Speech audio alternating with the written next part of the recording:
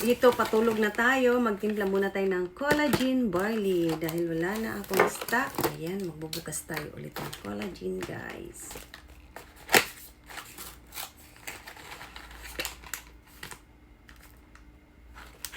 Then, ayan. Dahil paborito ko, guys, ang collagen with milk.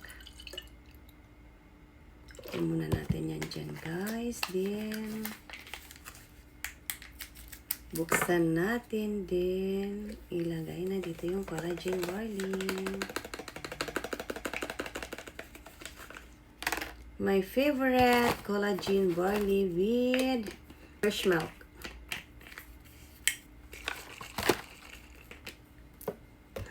Yan. Yan, konti na lang pala. Yung fresh milk na to, guys, 2 days ko lang iniinom. Ayan, konti na lang pala yun. Ang sarap kasi. Halo si collagen barley with fresh milk. Ang sarap talaga, guys. Grabe, na-addict ako nito.